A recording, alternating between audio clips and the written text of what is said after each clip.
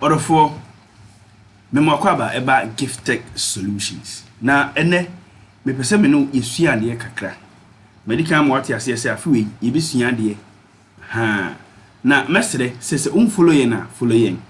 Like video yi, comment na share. Na mesre se obetu video yi na se unim de ye kire ya. Ada so bobo ya baso. Se yeso ye kira ma afufura hu. Na on so atimi ayusu sinimdie no de adiduma. Se unim susu a na yabo wa utimi comment na wada ase mo hu bibi. Na emom no ye mpesa obeba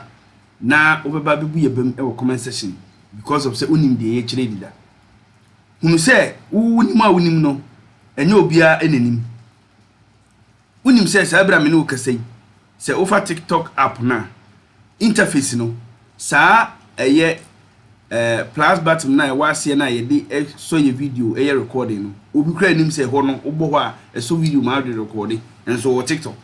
nti the fact se wunim no doesn't mean se obi ananim nti mesre se oba na ye kire se ya na se wunim a na obetwema no wotwem obetbo ya baso na se obehye nkran na wo hye nkran na embu ye bam me kan kra kire because se ubu ye bam a na yentimi anya motivation na anya hunu se die wonim na anka ebia na benam ye so na hunu wa ha no nti mesro pa mesro na edi enkomo na nempese mini wudi enkomo na nempese mini wudi eye simple emprempi no ye mududo na efa yen eye yen computer ni yen mobile phone na enemi phone na e kire tutorial ya ye taibo umuse ba bia ye twere ho ayi address bar no mo nse ba bia o search or ask anything no mostly yanka titi ye fa na web browser ho address bar me di better screen so no wo the way sitie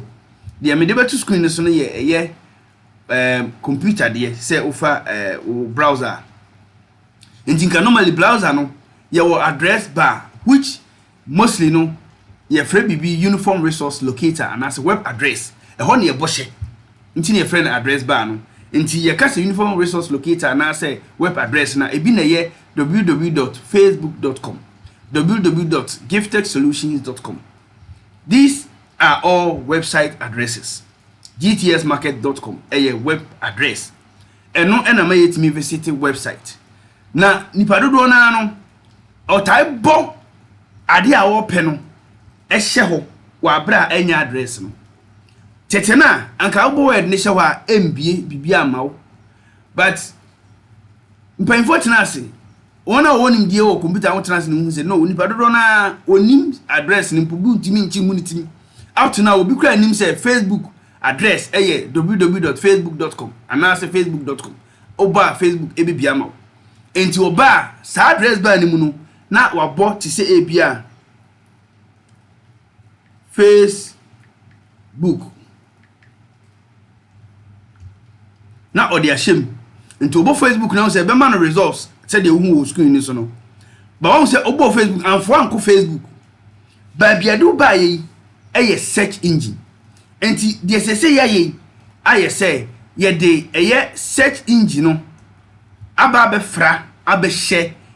address bar ni mu say de be ya say obo word na wan bo address a system na say software na say browser be recognize word na wabo no na the default search engine ya set yama no abiama na ye ka say search engine ebi na ye google.com enti mi ba won say hwade o won say ye wo search button ba bia masalete na ha no won say metimi type wo but oba se ha won say ba bia se ai Facebook login won ha ye address bar enti there is difference wo enti mostly no okọ bia www.google.com now we search engine it is help us search ade a anka udi kan bo www.google.com no na ba bia space ya bai wabo na wa search ade na open wa ho search engine now how you know bo uniform resource locator na say web address ha mbie website in direct ma because we search engine app mu ne wa na search engine website mu ne wo example say okobin.com bin Microsoft for search engine Now beans won say and so am search you ha. Now say bi am board www.facebook.com.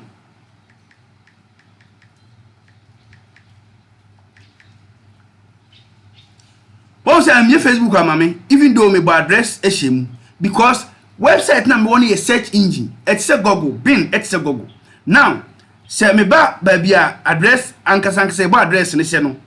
Me ba ho na se me bebo www.facebook.com. Eno de be Facebook amame. Ama ma log in. Nti won say Facebook na aba no ti me log in na edin be ko Facebook. And the difference between address bar and search engine enye pe eti time bia no mesre se o bo anaso person search ade wo internet a na uhia se address bar no mu na o bo adekude na sha o be bo the friend no web address anase uniform resource locator no website address no ti say facebook.com youtube.com okay. Sa address bar no esan say esa obo address ne hyem na nipa dodo na amoni nti no e na ya integrity search engine ama no etimesre so unim address no for the website na o kona enkobo youtube ti say bia youtube en hye ho emmo enter keke dabi you need to know web addresses. Now the entire say who web address titru pa ba ko ne say emma nipa embu. There's a lot of scammers around. Yes, scam your man for. So when you're very careful, you be boo afaso. It's most of the links are be sending my WhatsApp, be sending my way no. Sometimes the money panel you timi enya yen and say you name web addresses, but we need to know them. Web addresses to say the yama will be field house number seko. It's sometimes the name house number na. This say oko pe baby ko bisa. Uko jina obi so na uko bisa so search engines say the keywords search for website e pese ye kwa e say the uko bisa obi ba bia uko sometimes no say when hu ni ye a yetimi deceive e ko to twene kra direction de be ma no bo say what ya to atwene etimesre there's difference between say uko search for say menema boy youtube.com the moment I mebo so no e de me be ko YouTube straight because enye search engine ma bo address no ahye web address bar ni mu ana say address bar ni mu na mom no say me bo the same place na me bo YouTube nko akeka na me bo enter e be dike bia search engine ama me what you say until now no most browsers have search engine integrated into the uniform resource locator address bar ni mu because the point is say me bo word shewa enim say word no any address nti because mostly say web address here you will see something like .com .org .bb .gov.gh .so etubo hu say bibia bo say .so bia no e be try say e be find out now ma me mbo random word bia enye website na ye nhwe ade na me hwe say e be nyantie bia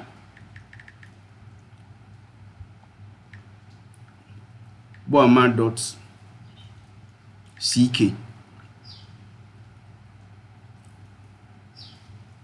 Oh, me shadows, I'm sorry.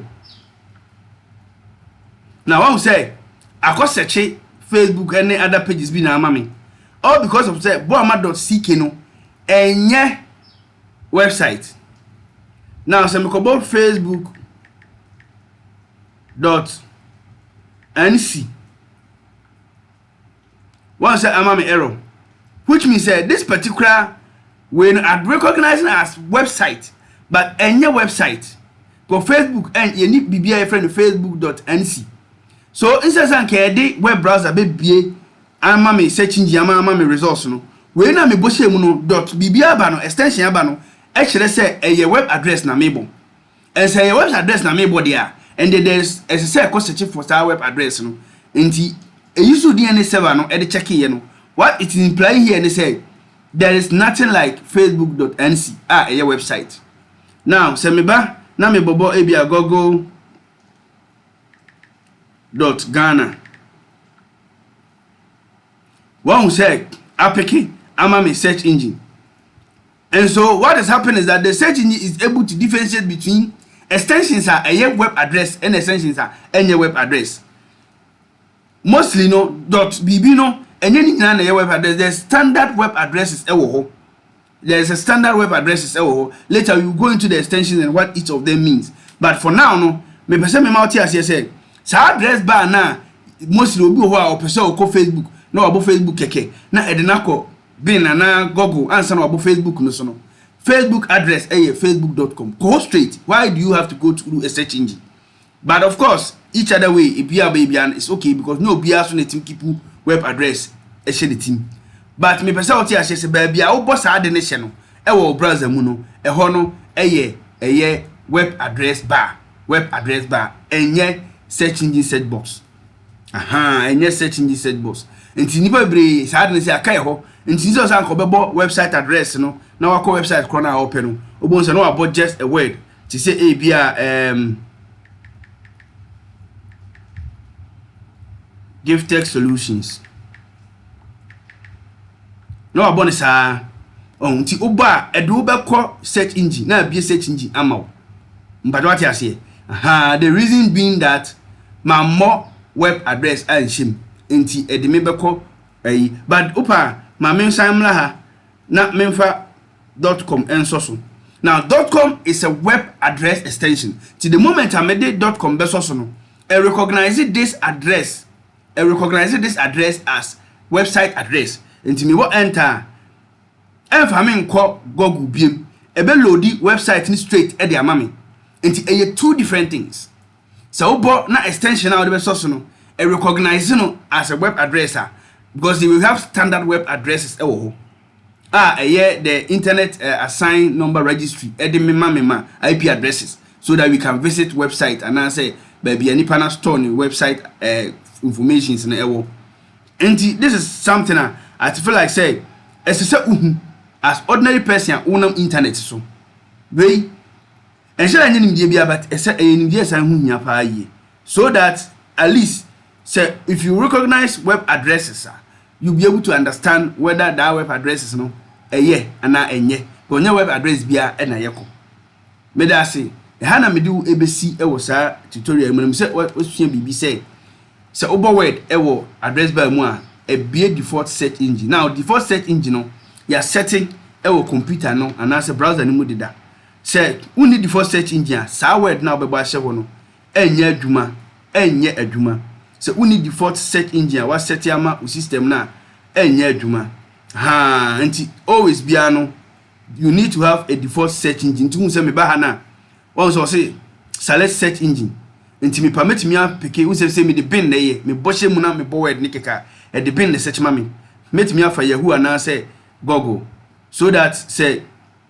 me samba ha na me bobo GiveTech Solutions without .com na esa semabo word keke a share address bar ni muninti no now say search engine abia ma me no say eye Google e na abia ma me but ati ase enti say u wani je eye search engine bi ho a o pese na wo de search wo niam de a then I prefer say wo be kọ wo system no mu na wo set default search engine no for the address bar no too that will search engine say the buyers one more website address now bo weda e dey search engine be search information no e dey amawo minim say wasua bibi e wo sa video we mu mesre say obe follow yen na wa like na wa share say the buyer next time ye di video fufuro tuma oso betimi aba na wa ba besua de medin e di Emmanuel ha e na medi wusi we e GiveTech Media Tips.